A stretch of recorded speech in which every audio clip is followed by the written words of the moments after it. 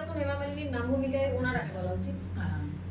আমি ভাবিয়ারাও আমি যখন হেমা মালিনীর নাম ভূমিকায় আমি অভিনয় করেছি, হেমা মালিনীর রোলটাই বলা যেতে পারে, তাকে আমি কপি করেছি, তার অনুকরণ করেছি, যে হেমা মালিনীর মতো সাজগোজ করেছি, তার মতো জীবনযাত্রা, তার মতো অ্যাকশন, তার মতো অ্যাক্টিভিটি, আর তার মতো ড্রিম, চিন্তা ভাবনা যে আমিও তার মতো হতে পারি, এটাই মেইন বক্তব্য, যেটা মূল বক্তব্য।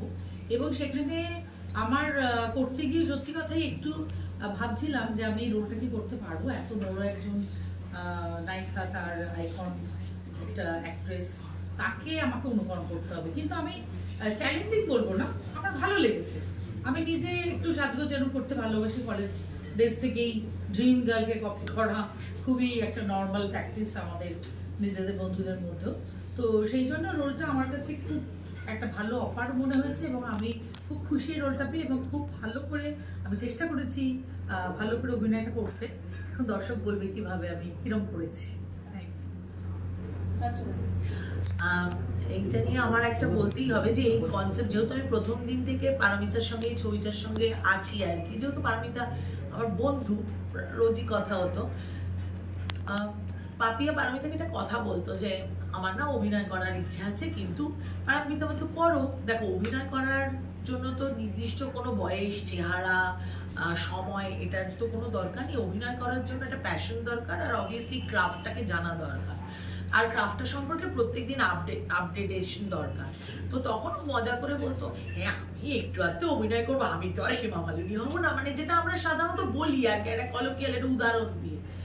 তখন সেইটা থেকে পারমিতার এই কনসেপ্টটা মাথায় আসে, যে এরকম একজন মহিলার কথা কি আমরা বলতে পারি যে মহিলা নিজেকে হেমা মালিনীর মতন ভাবে। অ্যাকচুয়ালি হেমা মালিনী তো কিছুই নয়, দেখো হেমা মালিনী একটা সৌন্দর্যের প্রতীক, আমরা সবাই একটা পারফেকশন চাই, একটা লাইফটা ঘিরে গ্ল্যামার থাকবে, সৌন্দর্য থাকবে, পারফেকশন থাকবে, একটা ধর্মেন্দ্র হেমা মালিনী কোট আনকোট একটা ট্রু লাভ স্টোরি থাকবে।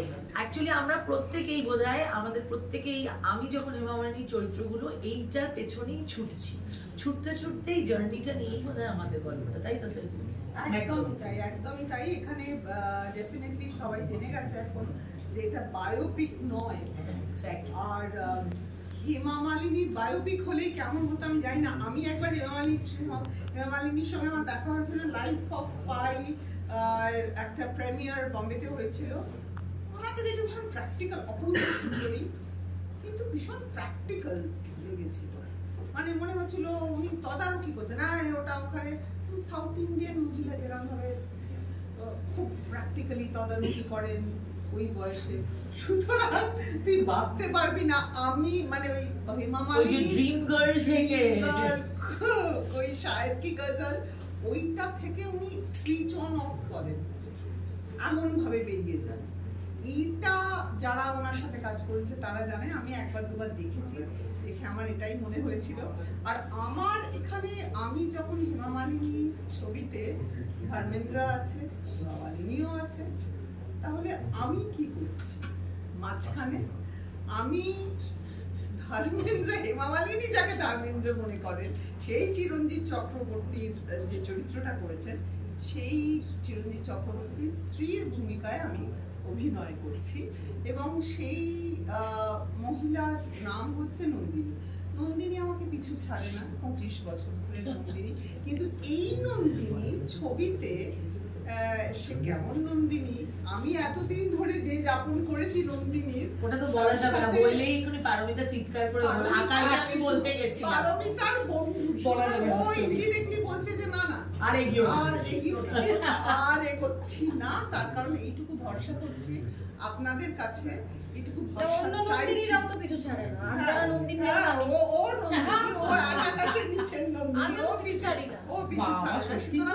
এই ভরসাটা আমি করছি যে আপনারা সবাই এই ছবিটি দেখতে আসবেন, হলে এসে দেখুন।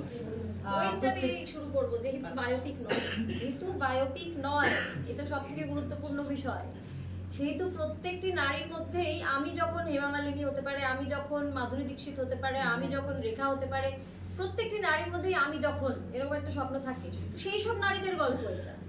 কাজী থিয়েটারে এসে দেখতে হবে, নিজেকে দেখতে পাওয়া যাবে, নিজেকে খুঁজে পাওয়া যাবে। আমি একটি আইটেম সং করেছি, সেটা আর আমি এইটুকু বলবো যে আমি মাঝখানে দেবলীনাকে কেটে বলেছি, আমি যদি পুরুষ হতাম আমি দেবলীনাকে এই ছবির পরই আর প্রপোজ করতাম, কারণ দেবলীনাকে অপূর্ব গ্ল্যামারাস লেগেছে, মানে এটা আমি বারবার এটা আমিও বলে গেছি, কারণ আরবিতা আমাকে বলেছে হ্যাঁ হয়তো কিছুই আমার কথা শুনছিল না, সাজগোজটা তোর নিজের মতো করেছি, মনে মনে বলেছি ভালো হয়েছে, তাতে তুই নিজের মতো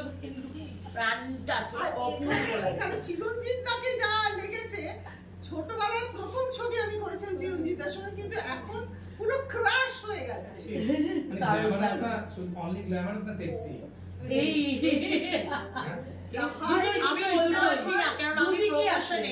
আমি বিভিন্ন ভাবে চৈতি আর চিরঞ্জিত দাকে ভীষণ গভীর ভাবে নানান বিষয়ে আলোচনা করতে দেখে চিরঞ্জিত দা যেহেতু আমি অ্যাসিস্ট্যান্টের অভিনয় করেছি, আমি ভীষণ চিন্তিত।